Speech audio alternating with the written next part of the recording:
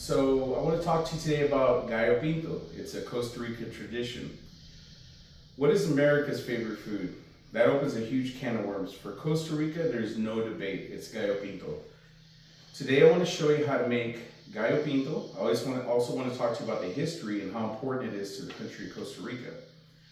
Gallo Pinto is more than a typical traditional Costa Rican dish. It's a symbol of the diverse culture, history, and it is embraced by the entire country. No matter how it is prepared, it is enjoyed by all.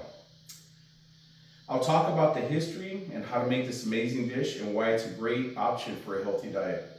Gallo Pinto is a national treasure, an important part of the Costa Rican tradition.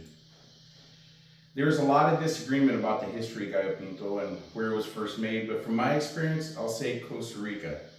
And I'm a little bit biased since I live in Costa Rica. According to many sources, Gallo Pinto was born in a small neighborhood in San Jose, Costa Rica in the 1930s. A farmer was preparing a speckled rooster for a meal for his guests, but when more guests showed up than expected, the kitchen staff had to improvise. They mixed rice and beans to stretch the meal, and the guests jokingly called it Gallo Pinto. Since most didn't get any chicken, the name Gallo Pinto stuck. Regardless of where and when Gallo Pinto was born, it has become a mainstay of Costa Rican culture and cuisine. It's served in homes, sodas, and hotels across the country.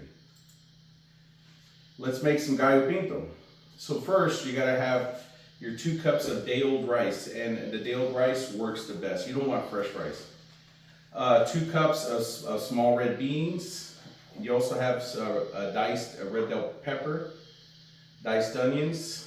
The garlic is in with the onions, fresh cilantro, chopped cilantro, and then some salsa Lizano. This is the secret sauce. And then salt and pepper to taste. We already added salt and pepper to the rice, so we're good to go. And some olive oil for sauteing. So let's turn it up here. I already have some olive oil here. So first, we're going to add the bell peppers. Then we're going to add the onions.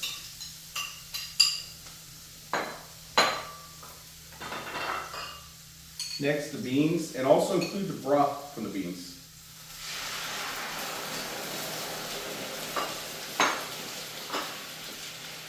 Then the cilantro.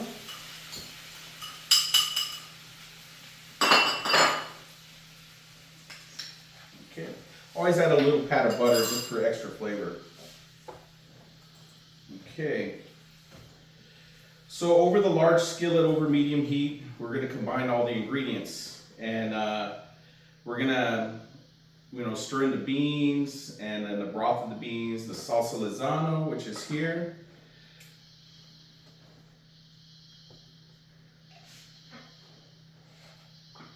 I'm going to turn up the heat a little bit.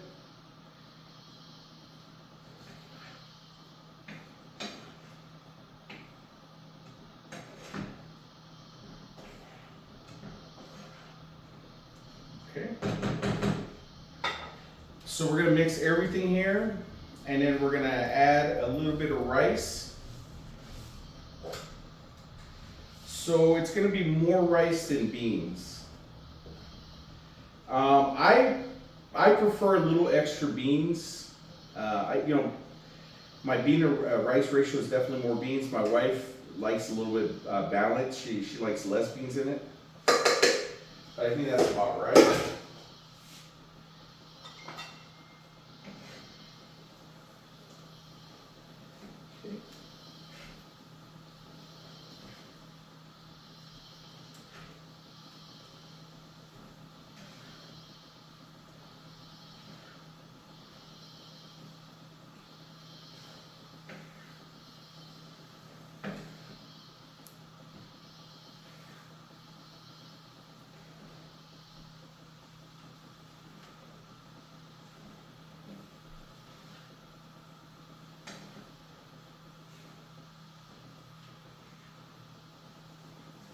And I'm going to tell you, the way my wife makes it, it's better than when I make it. I don't know why. I mean, I'll eat mine, it doesn't taste horrible.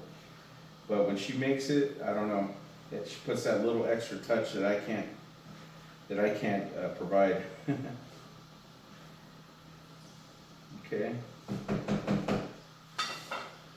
So you're gonna serve it hot, ideally with some fried eggs, some sweet plantain. Some people like to fry like a local cheese from here. It's called like a tu diablo cheese. It's from the tu diablo region of Costa Rica. And of course, you gotta have your Costa Rican coffee, right? So Gallo Pinto, it's a dish that reminds us that even the humblest ingredients can create an amazing dish. All of this stuff is nothing expensive, and it's something that poor people can buy. So the nutritional benefits of Gallo Pinto. You know, when I first came to Costa Rica, I saw elderly men in their 80s working in the fields all day.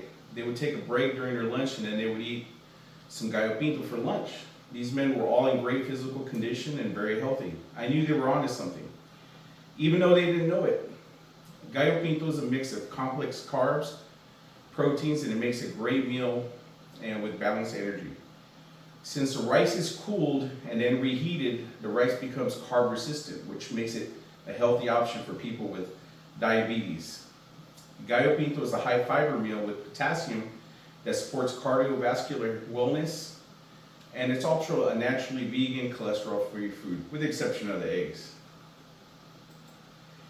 So how can 5 million Costa Ricans be wrong about Gallo Pinto? After changing my diet to Gallo Pinto and mostly Costa Rican food, I've been able to lose over 80 pounds. I've also lowered my blood sugar and my blood pressure.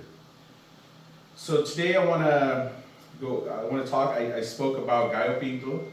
I showed you how you can make this at home. The ingredients, very inexpensive and very clean. I also provided all the nutritional benefits of incorporating this into your diet. I hope you appreciate the Gallo Pinto as much as I do. I never thought I would embrace something in my diet like this, and I gotta tell you, it's my favorite food.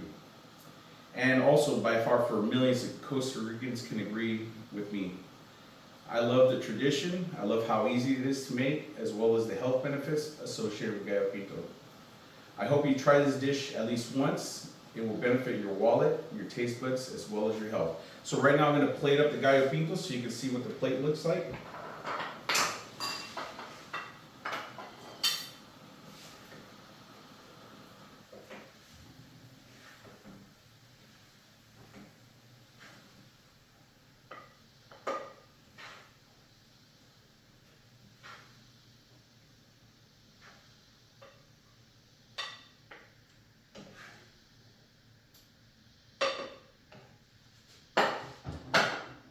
Here's a plantain.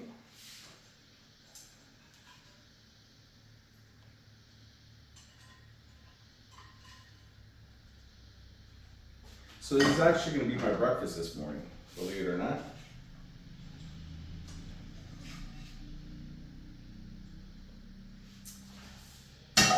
Okay, one more thing before we forget. In Costa Rica, they have this sauce, or it's like a cream. It's basically sour cream, but it has a way better taste. And you put the sour cream with the rice. So when you're eating this dish, as you're eating the rice and the eggs and everything, you mix it with the sour cream. So that's it right there, guys.